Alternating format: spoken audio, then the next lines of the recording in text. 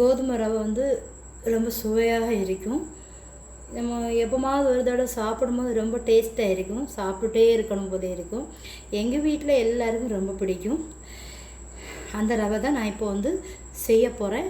எப்படி பண்ணதுன்னு பார்க்கலாம் வாங்க ஃப்ரெண்ட்ஸ். நம்ம வந்து சிக்கன் வச்சு கோதுமை ரவை வந்து எப்படி செய்யுதுன்னு பார்க்கலாம்.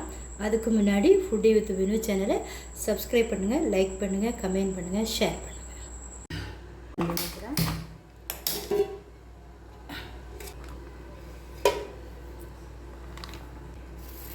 ஸ்பைசஸ் எல்லாம் போட்டுக்கலாம். 3 வெங்காயம், 2 தக்காளி பழம், 3 பச்சை மிளகா போட்டுருங்க. தேவையான அளவு சால்ட்டு போட்டுருங்க. நல்லா கிளறி விட்டுக்கிறேங்க. 2 டேபிள் ஸ்பூன் வந்து இஞ்சி பூண்டு பேஸ்ட்டு போட்டுடலாம்.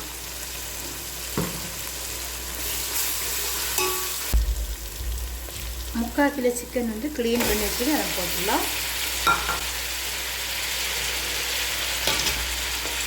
போட்டு நல்லா மிக்ஸ் பண்ணி விடலாம். மல்லி இலை போட்டுடலாம். போட்டுடலாம். காரம் வேணும்னா அதுக்கு தகுந்தபடி வத்தல் மிளகா போட்டு விடலாம். சோம்புடலாம். மல்லி வந்து 1/2 ஸ்பூன், 4 டீஸ்பூன் மஞ்சள் தூள். அதில் 1 டேபிள் ஸ்பூன் மல்லி இருந்து அதுக்கு போட்டு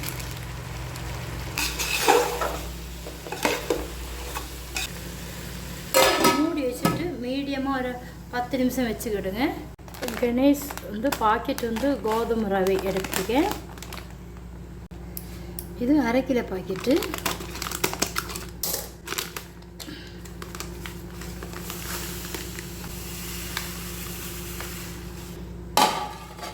இப்போ நம்ம இதை தட்டி வச்சிடலாம். இப்போ ஓப்பன் பண்ணிடலாம். இதுக்கு இந்த பவுலுக்கு 1.5 டப்பா தண்ணி நம்ம விட்டுடலாம்.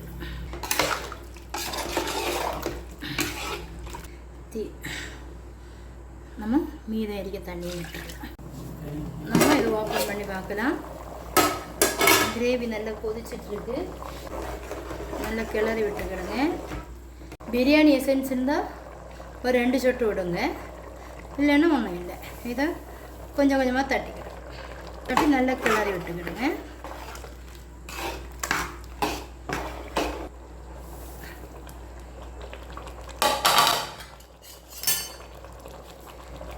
ரெண்டு ஸ்டெப்பாக வந்து போட்டால் தான் கட்டை பிடிக்காது. இப்போ கொஞ்சம் மல்லி இலை போட்டுவிட்டு கிளறி விடலாம். அப்போ நல்ல ஃப்ளேவர் இறங்கும். ஹை ஃப்ளேமில் வைக்காதீங்க, மீடியமாக வச்சுக்கிடுங்க. ஓப்பன் பண்ணி வைக்கலாம்.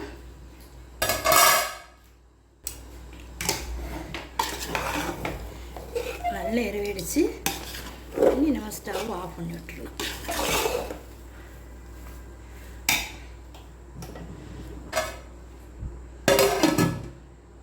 ½ கழிஞ்சதுக்கப்புறம் எடுக்கலாம். இப்போ ரெடி ஆகிடுச்சிது. இப்போ நம்ம கீழே இறக்கி வச்சிடலாம்.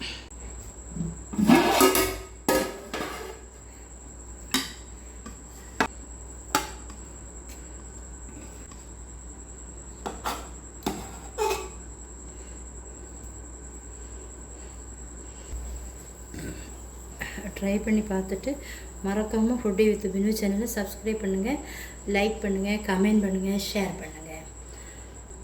தேங்க்யூ ஃபார் வாட்சிங்.